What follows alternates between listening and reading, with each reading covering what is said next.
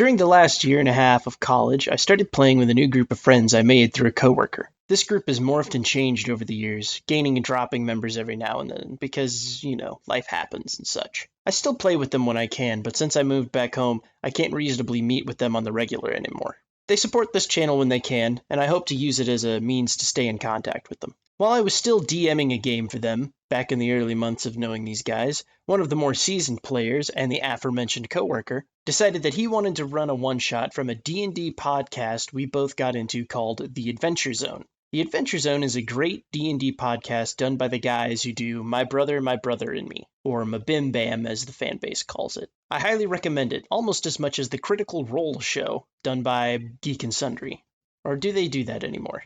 It's really confusing. Specifically, this coworker wanted to do a funhouse dungeon toward the end of that show called Wonderland or The Mines of Madness. I can't tell if that was a combination of two adventurers who shared those names or what the story behind this particular module was, but I knew that our characters needed to be level 5 and had a very low chance of survival. Knowing that my character was likely to die, I decided I'd try to have a bit more fun with it, because, it's a funhouse dungeon. You gotta have fun. I decided that I would feed into my obsession with the anime Gurren Lagann and make a spoofy combination of the main characters Kamina and Simone. I made a half-elf war cleric of the Forgotten Realms god Tyr named Matsu. Matsu the Great, a name that I had gotten off of a anime character generator.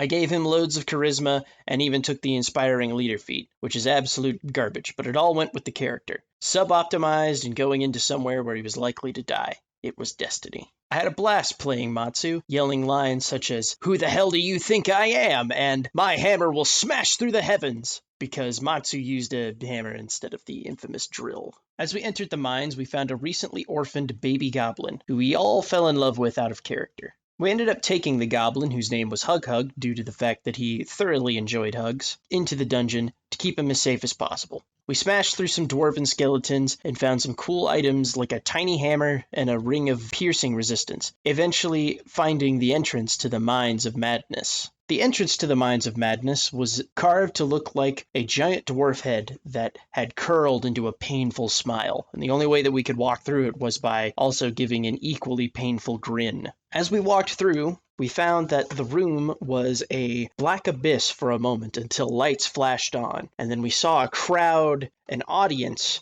of people who shared the races with all of our characters. There were half-elves, halflings, Yuan-ti, and even Tabaxi. They were all shouting and hooping and hollering, and then suddenly poofed next to us an elf with a giant Wheel of Fortune type thing, and he screamed as loud as he could, "Wheel of Sacrifice!" Basically what ended up happening is we got stuck into a game show where we had to spin this Wheel of Sacrifice and give up the thing that the arrow was pointing to. They were as minor as fingers or eyeballs to things such as big as the reason we came down here into the adventure. You see, prior to starting this adventure, the person who was DMing it decided that he would ask all of us to come up with intricate backstories to all of our characters and submit them to him. I ended up coming up with a story about how Matsu was left with his mother after his elven noble father ran back off to wherever he had come from. His mother was attacked by the local human noble, Matsu tried to defend her, and he had to run off. So now he wandered the world trying to fight against tyranny,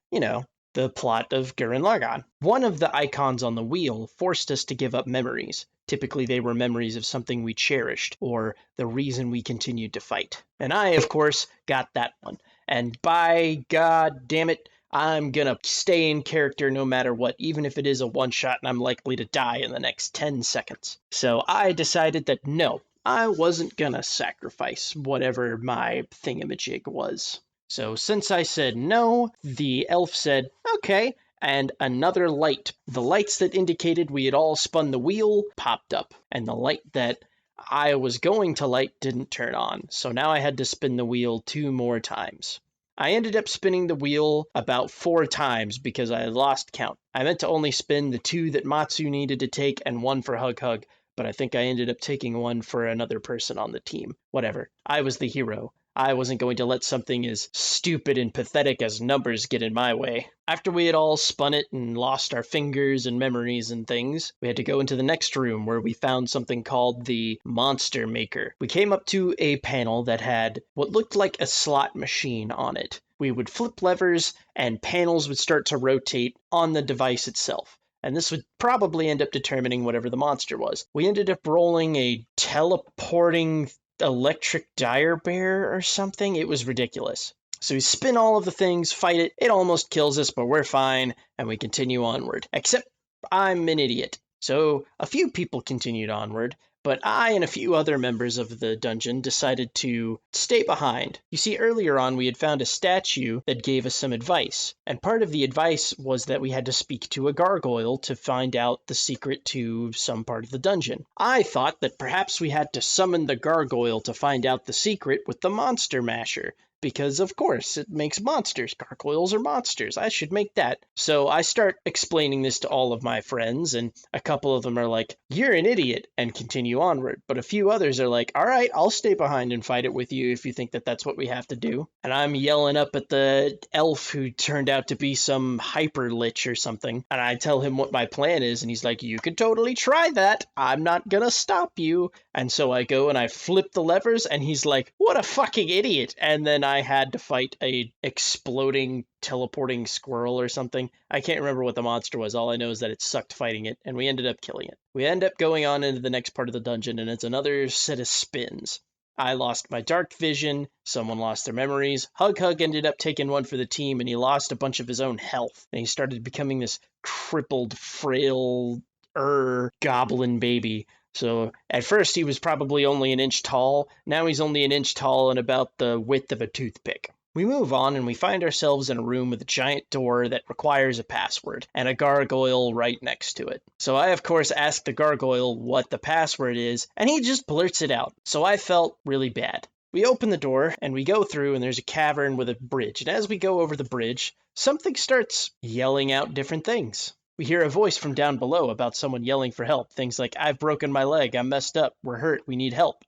And, "Wendy, I think you hurt me real bad." So of course I go down there to investigate, because what's better than the call of adventure? I'm also Matsu the Great. I will never die. I will never yield. I shall never be defeated or bested by something as pathetic as a disembodied voice. So I climb down into the ravine and I find a ghost. And I mean, I'm talking comical white sheet over a normal body ghost. And he's like, "I didn't expect that to work."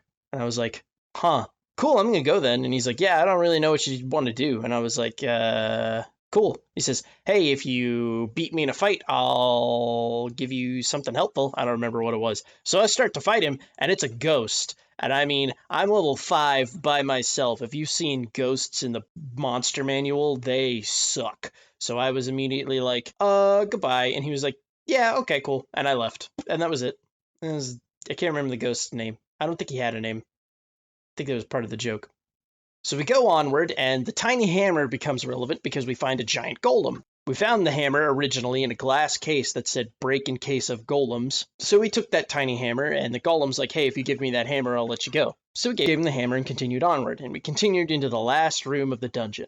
In this room were a bunch of emaciated, rotting corpses, paintings along all of the walls of warfare and death and destruction, and on the opposite end was an obsidian door, and in the center was an altar with a knife and a spike.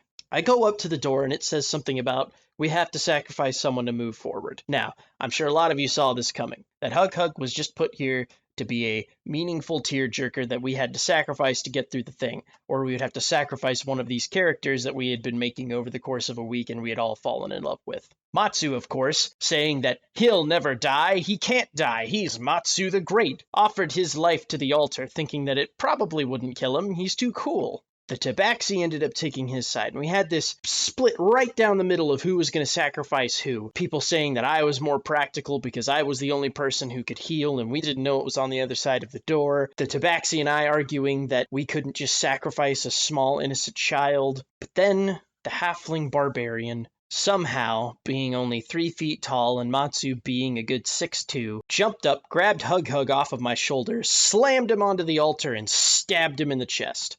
And I had to sit there and watch as all of his blood was sucked out of his body and he became a tiny little raisin when the door opened. This has stuck with me for a while, and whenever the DM of that game uses the voices he used for Hug Hug, I have a small, minor PTSD attack. So we continue onward, and we get the thing that we had come down into this dungeon to get. A legendary magical item called the Everstone, and sitting next to the Everstone was an ancient lich. The first thing he did was judge each of our characters, and he destroyed the two characters that chose to destroy Hug Hug. The Tabaxi and Matsu stood there before him, and he said, "This is the Everstone. This stone will give you the power to destroy all evil. Keep it well." And there was a flash of light, and we were teleported all into a room, even the characters that were originally destroyed. And the Everstone was itself an item that whoever held it, if their alignment was not good, would slowly turn good and keep the person alive until all evil was purged from the world. And I thought, this is great! We have this cool MacGuffin thing that we can now go on endless adventures. I was hyped for it. But we ended up deciding to go give it back to the guild that we had decided to go give it to. So we go there, and we give it to the guild leader, a Goliath fighter named Alvin Flang, who I personally unendingly detest. Mostly because Matsu detests him, but also because I detest him. We end up giving him the stone, and he puts it in a giant obsidian block, and we lose it forever.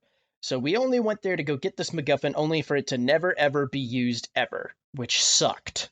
We ended up going on several other adventures with these characters in the campaign formerly known as a one-shot, and we did several other things for this Alvin Flang character, where we would just go get these items and put them in the box, because they were too dangerous for people to use, even though he himself had one of these items and used it on the regular, even used it against us in some anime tournament arc that we had that went on.